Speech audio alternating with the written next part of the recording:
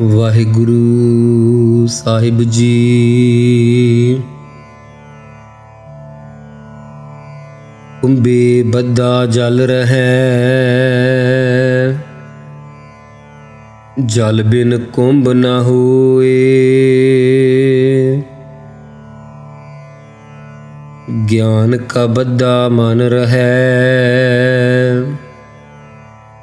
ਗੁਰ ਬਿਨ ਗਿਆਨ ਨ ਹੋਏ।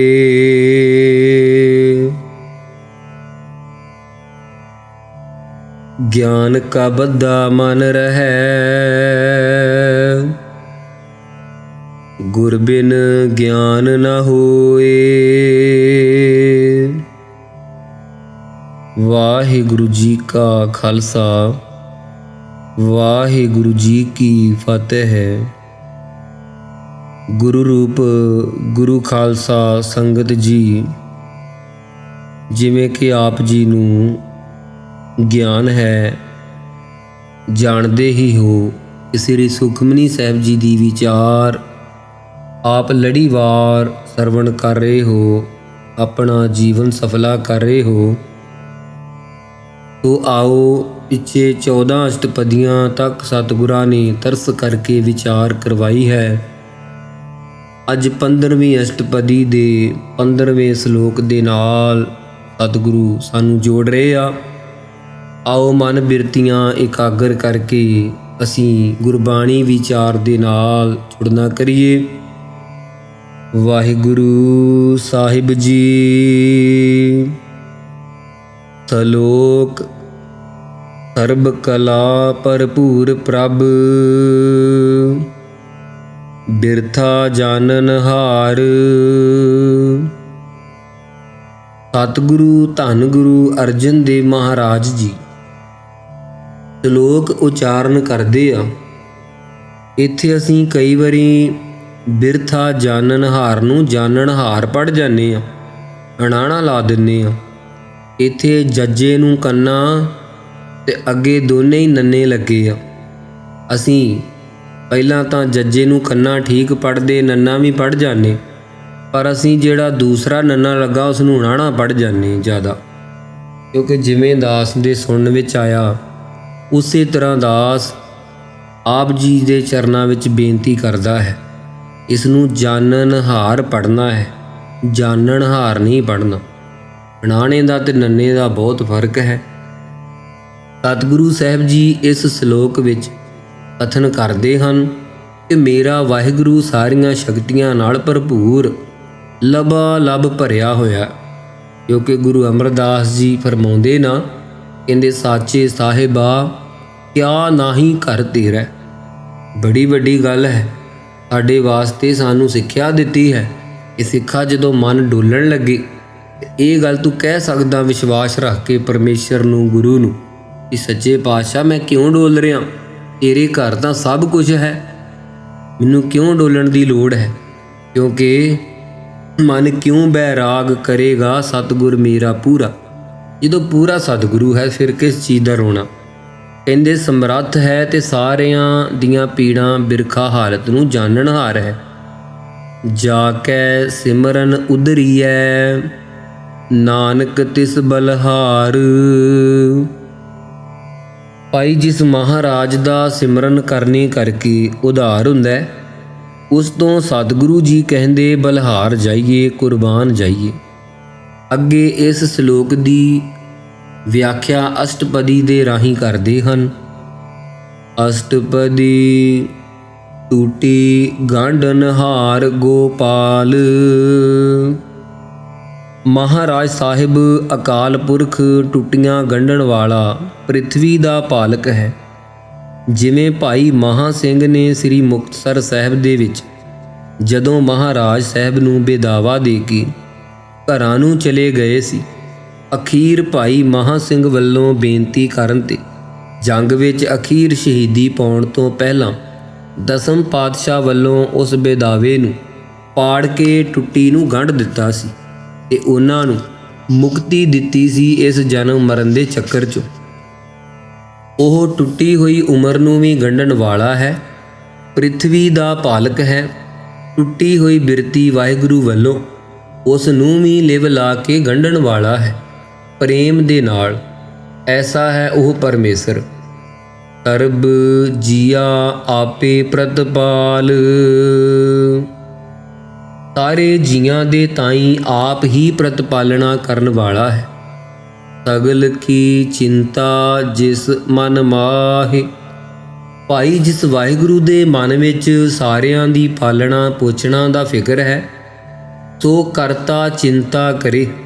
ਜਿਨ ਉਪਾਇਆ ਜਗ, ਤੂੰ ਕਿਉਂ ਚਿੰਤਾ ਕਰਦਾ ਹੈ? ਤੂੰ ਚਿੰਤਾ ਕਰ ਨਾਮ ਦੀ। ਤੂੰ ਨਾਮ ਜਪ, ਉਹਦਾ ਚਿੰਤਨ ਕਰ ਪਰਮੇਸ਼ਰ ਦਾ। ਇਸ ਤੇ ਬਿਰਥਾ ਕੋਈ ਨਾਹੀ। ਉਸ ਵਾਹਿਗੁਰੂ ਤੋਂ ਬਿਰਥਾ ਖਾਲੀ ਨਹੀਂ ਕੋਈ ਰਹਿੰਦਾ। ਜਿਹੜਾ ਸ਼ਰਨ ਪੈਂਦਾ ਬਿਰਥਾ ਪੀੜਾ ਨਹੀਂ ਰਹਿੰਦੀ ਉਸਦੀ। ਉਸ ਨੂੰ ਕਿਸੇ ਪ੍ਰਕਾਰ ਦੀ ਜੰਮਣ ਮਰਨ ਦੀ ਕੋਈ ਵੀ ਬਿਰਥਾ ਨਹੀਂ ਰਹਿੰਦੀ। ਰੇ ਮਨ ਮੇਰੇ ਸਦਾ ਹਰ ਜਾਪ। ਇਹ ਮੇਰੇ ਪਿਆਰੇ ਮਨਾ, ਸਦਾ ਸਦਾ ਅਕਾਲ ਪੁਰਖ ਦਾ ਜਾਪ ਕਰ। ਅਬਿਨਾਸੀ ਪ੍ਰਭ ਆਪੇ ਆਪ। ਉਹ ਨਾਸ਼ ਤੋਂ ਰਹਿਤ ਹੈ, ਆਪਣਾ ਆਪ ਰੂਪ ਹੈ ਪਰਮੇਸ਼ਰ। ਆਪਨ ਕੀਆ ਕਛੂ ਨ ਹੋਏ। ਆਪਣੇ ਵੱਲੋਂ ਜੇ ਕੁਛ ਕਰਨਾ ਚਾਹੇ, ਤੇਰੇ ਪਾਸੋਂ ਕੁਛ ਹੋ ਨਹੀਂ ਸਕੇਗਾ।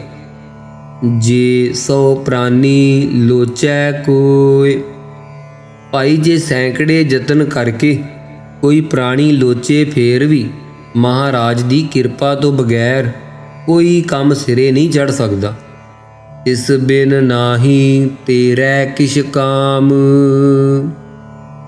ਭਾਈ, ਉਹ ਵਾਹਿਗੁਰੂ ਤੋਂ ਬਗੈਰ ਤੇਰੇ ਕਿਸੇ ਨੇ ਵੀ ਕੋਈ ਕੰਮ ਨਹੀਂ ਆਉਣਾ। ਤੇਰਾ ਕੋਈ ਕੰਮ ਸਫਲਾ ਨਹੀਂ ਹੋਣਾ। ਕੋਈ ਪਦਾਰਥ, ਕੋਈ ਸੰਬੰਧੀ ਤੇਰੇ ਕਿਛ ਕੰਮ ਭਾਵ ਨਹੀਂ ਕੰਮ ਆਉਣਾ। ਗਤ ਨਾਨਕ ਜਪ ਏਕ ਹਰ ਨਾਮ। ਸਤਿਗੁਰੂ ਜੀ ਕਹਿੰਦੇ, ਜੇ ਗਤ ਮੁਕਤ ਹੋਣਾ ਚਾਹੁੰਦਾ ਹੈ, ਇੱਕ ਕਰਤਾਰ ਦੇ ਨਾਂ ਨੂੰ, ਉਸ ਵਾਹਿਗੁਰੂ ਜੀ ਦੇ ਨਾਮ ਨੂੰ ਸਤਿਗੁਰੂ ਜੀ ਕਹਿੰਦੇ ਜਪਣਾ ਕਰ, ਧਿਆਉਣਾ ਕਰ, ਚਿੰਤਨ ਕਰ, ਸਿਮਰਨਾ ਕਰ। ਰੂਪਵੰਤ ਹੋਏ ਨਾਹੀ ਮੋਹੈ। ਪਾਊਡਰ ਮਲ ਮਲ ਕੇ ਮੂੰਹ ਨੂੰ ਲਿਸ਼ਕਾਉਂਦੇ ਰਹਿੰਦੇ ਪੈਰਸ ਦੇ ਜਿਹੜੇ ਲੋਕ ਆ, ਮਹਾਰਾਜ ਕਹਿੰਦੇ ਉਹ ਜਿਹਾ ਰੂਪ ਵਾਲਾ ਹੋ ਕੇ ਪਰਮੇਸ਼ਰ ਨੂੰ ਨਹੀਂ ਕੋਈ ਮੋਹਿਤ ਕਰ ਸਕਦਾ। ਮੋਰਾਂ 'ਚ ਤਿੱਤਰਾਂ 'ਚ ਥੋੜ੍ਹਾ ਰੂਪ ਹੈ, ਇਸ ਕਰਕੇ ਰੂਪ ਵਾਲੇ ਬਣ ਕੇ ਪਰਮਾਤਮਾ ਨੂੰ ਮੋਹਿਤ ਨਹੀਂ ਕੀਤਾ ਜਾ ਸਕਦਾ। ਸਤਿਗੁਰੂ 1077 ਅੰਗ 'ਤੇ ਫਰਮਾਉਂਦੇ ਹਨ, ਸੂਰਤ ਦੇਖ ਨ ਭੂਲ ਗਵਾਰਾ, ਮਿਥਨ ਮੋਹਾਰਾ ਝੂਠ ਪਾ ਸਾਰਾ। ਕਹਿੰਦੇ ਆਪਣੀ ਸੂਰਤ ਵੇਖ ਕੇ ਗਵਾਰਾ ਪਛੂਆ ਭੁੱਲ ਨਾ। ਸੂਰਤਾਂ ਤਾਂ ਜਾਨਵਰਾਂ ਦੀਆਂ ਤੇਰੇ ਨਾਲੋਂ ਕਿਤੇ ਸੋਹਣੀਆਂ ਹਨ। ਮੋਰ ਕਿਤਨਾ ਸੋਹਣਾ ਹੈ। ਕੋਈ ਬਾਹਲੇ ਸੋਹਣੇ ਰੂਪ ਵਾਲਾ ਹੋ ਕੇ ਪਰਮੇਸ਼ਰ ਨੂੰ ਮੋਹਿਤ ਨਹੀਂ ਕਰ ਸਕਦਾ। ਪ੍ਰਭ ਕੀ ਜੋਤ ਸਗਲ ਘਟ ਸੋ ਹੈ। ਵਾਹਿਗੁਰੂ ਦੀ ਜੋਤ ਜੋ ਸਾਰਿਆਂ ਘਟਾਂ 'ਚ ਸੋਹੰਦੀ ਹੈ। ਜਦੋਂ ਮਹਾਰਾਜ ਜੋਤ ਖਿੱਚ ਲੈਂਦੇ, ਮੁਰਦੇ ਦਾ ਕੀ ਰੂਪ ਰਹਿਣਾ ਸੀ, ਉਸੇ ਵੇਲੇ ਪਾਣੀ ਬਣ ਜਾਂਦਾ ਹੈ। ਸਾਰਾ ਸਰੀਰ ਦਾ ਜਿਹੜਾ ਖੂਨ ਹੈ, ਇਉਂ ਰੂਪ ਵਾਲਾ ਬਣ ਕੇ ਕੀ ਮੋਹਿਤ ਕਰ ਲਏਗਾ। ਤਨਵੰਤਾ ਹੋਏ ਕਿਆ ਕੋ ਗਰਬੈ। ਭਾਈ, ਧਨ ਵਾਲਾ ਹੰਕਾਰ ਕਰਕੇ ਕੋਈ ਵੀ ਹੰਕਾਰ ਕਰੇਗਾ। ਜਾ ਸਭ ਕਿਛ ਤਿਸਕਾ ਦੀਆ ਦਰਬੈ। ਜਦੋਂ ਵਾਹਿਗੁਰੂ ਦਾ ਸਾਰਾ ਕੁਝ ਦਿੱਤਾ ਹੋਇਆ, ਧਨ ਪਦਾਰਥ ਦਿੱਤਾ ਹੋਇਆ, ਜਦੋਂ ਚਾਹੇ ਉਹ ਖੋਹ ਲਵੇ। ਅਤ ਸੂਰਾ ਜੇ ਕੋ ਕਹਾਵੈ। ਜੇ ਕੋਈ ਬਹੁਤ ਸੂਰਮਾ ਬਹਾਦਰ ਕਹਾਵੇ ਕਿ ਮੈਂ ਬੜਾ ਬਲੀ ਹਾਂ, ਪ੍ਰਭ ਕੀ ਕਲਾ ਬਿਨਾ ਕਹਿਤਾਵੈ। ਪਰਮੇਸ਼ਰ ਦੀ ਸ਼ਕਤੀ ਤੋਂ ਬਿਨਾ ਦੱਸੋ ਉਹ ਕਿੱਧਰ ਨੂੰ ਆ ਕੇ ਜਾ ਸਕਦਾ ਹੈ, ਕਿਹਨੂੰ ਮਾਰ ਸਕਦਾ ਹੈ। ਉੱਥੇ ਹੀ ਖਤਮ ਹੋ ਜਾਂਦਾ ਹੈ ਜੇ ਚਾਹੇ ਪਰਮੇਸ਼ਰ ਨੂੰ ਭਾਵੇ। ਜੇ ਕੋ ਹੋਏ ਬਹਿ ਦਾਤਾਰ।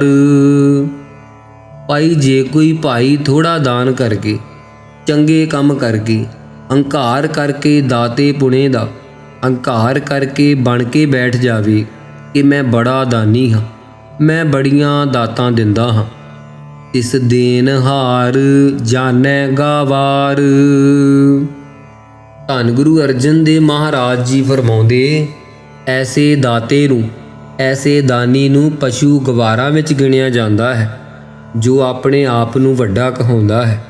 ਦੇਨਹਾਰ ਜੋ ਪਰਮੇਸ਼ਰ ਹੈ, ਸਾਰਿਆਂ ਨੂੰ ਰੋਜੀ ਦੇ ਰਿਹਾ ਹੈ ਕਿ ਰੋਜੀ ਦਿਹੰਦ ਹੈ ਕਿ ਰਾਜਕ ਰਹਿੰਦ ਹੈ। ਉਹ ਉਹਦੇ ਤਾਈ ਮੂਰਖ ਸਮਝਦਾ ਕਿ ਬਾਹਲਾ ਬੇਸਮਝ ਹੈ ਇਹ ਇਨਸਾਨ।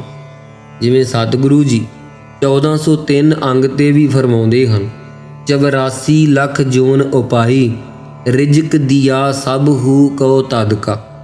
ਇਹ ਐਵੇਂ ਦਾਨੀ ਹੰਕਾਰ ਕਰ ਬੈਠਾ ਬਣ ਕੇ, ਜਿਸ ਗੁਰ ਪ੍ਰਸਾਦ ਟੂਟੈ ਹਉ ਰੋਗ। ਇਹ ਤਾਂ ਭਾਈ ਜਿਸ ਪੁਰਖਾਂ ਦੀ ਸਤ ਗੁਰੂ ਨਾਨਕ ਸਾਹਿਬ ਜੀ ਦੀ ਕਿਰਪਾ ਨਾਲ ਹਉਮੈ ਦਾ ਰੋਗ ਟੁੱਟ ਜਾਵੇ। ਨਾਨਕ ਸੋ ਜਨ ਸਦਾ ਅਰੋਗ। ਸਤਿਗੁਰੂ ਸਾਹਿਬ ਕਹਿੰਦੇ, ਤਿਸ ਪੁਰਖ ਨੂੰ ਸਦਾ ਆਰੋਗ ਜਾਣਨਾ ਕਰੋ, ਜਿਉ ਮੰਦਰ ਕਉ ਥਾਮੈ ਥੰਮਨ।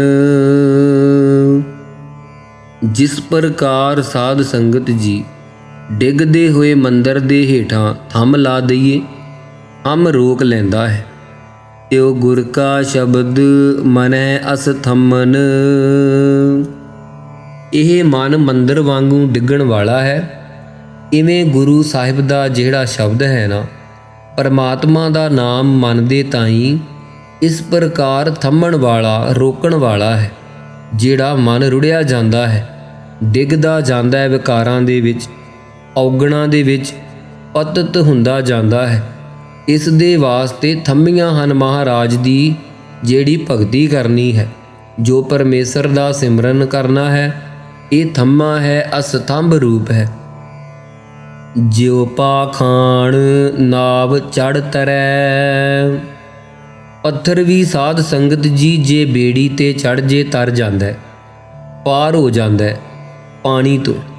ਇਉਂ ਪੱਥਰ ਵਰਗਾ ਪਾਪੀ ਜਿਹੜਾ ਜੀਵ ਹੈ ਨਾ, ਉਹ ਸਾਧ ਸੰਗਤ ਰੂਪੀ ਬੇੜੀ ਤੇ ਚੜ ਕੇ, ਨਾਵ ਤੇ ਚੜ ਕੇ, ਭਗਤੀ ਰੂਪੀ ਬੇੜੀ ਉੱਤੇ ਚੜ ਕੇ ਤਰ ਜਾਂਦਾ ਹੈ, ਪਾਰ ਹੋ ਜਾਂਦਾ ਹੈ ਸੰਸਾਰ ਸਮੁੰਦਰ ਤੋਂ। ਪ੍ਰਾਣੀ ਗੁਰ ਚਰਨ ਲਗਤ ਨਿਸਤਰੈ। ਇਸੇ ਪ੍ਰਕਾਰ ਪ੍ਰਾਣਾਧਾਰੀ ਜੀਵ ਗੁਰੂ ਦੇ ਚਰਨਾਂ ਨਾਲ ਲੱਗ ਕੇ, ਗੁਰੂ ਸਾਹਿਬ ਦਾ ਨਾਮ ਜਿਹੜਾ ਜਹਾਜ਼ ਹੈ, ਭਗਤੀ ਕਰਕੇ ਤਰ ਜਾਂਦਾ ਹੈ ਇਸ ਪ੍ਰਪੰਚ ਤੋਂ, ਸੰਸਾਰ ਸਮੁੰਦਰ ਤੋਂ। ਜਿਉ ਅੰਧਕਾਰ ਦੀਪਕ ਪਰਗਾਸ। ਜਿਸ ਤਰ੍ਹਾਂ ਸਾਧ ਸੰਗਤ ਜੀ ਹਨੇਰੇ ਵਿੱਚ ਦੀਵੇ ਦੀ ਰੋਸ਼ਨੀ ਹੁੰਦੀ ਹੈ, ਦੀਵਾ ਜਗਾਈਏ ਹਨੇਰਾ ਦੂਰ ਹੋ ਜਾਂਦਾ ਹੈ, ਪ੍ਰਕਾਸ਼ ਹੋ ਜਾਂਦਾ ਹੈ। ਗੁਰ ਦਰਸ਼ਨ ਦੇਖ ਮਨ ਹੋਏ ਬਿਗਾਸ। ਐ ਗੁਰੂ ਸਾਹਿਬ ਦੇ ਦਰਸ਼ਨ ਵੇਖ ਕੇ ਮਨ 'ਚ ਖਿੜਾਵ ਹੋ ਜਾਂਦਾ ਹੈ।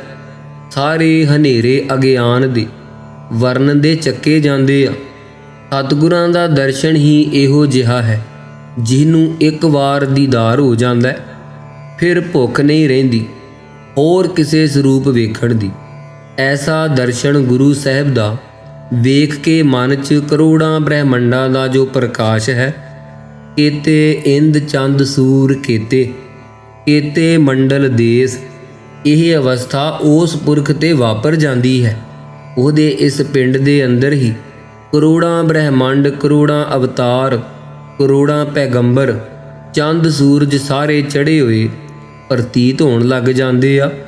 ਇੰਨਾ ਪ੍ਰਕਾਸ਼ ਹੋ ਜਾਂਦਾ ਹੈ। ਪਰ ਗੁਰੂ ਸਾਹਿਬ ਵਰਗਾ ਪ੍ਰਕਾਸ਼ ਹੋਰ ਕੋਈ ਨਹੀਂ।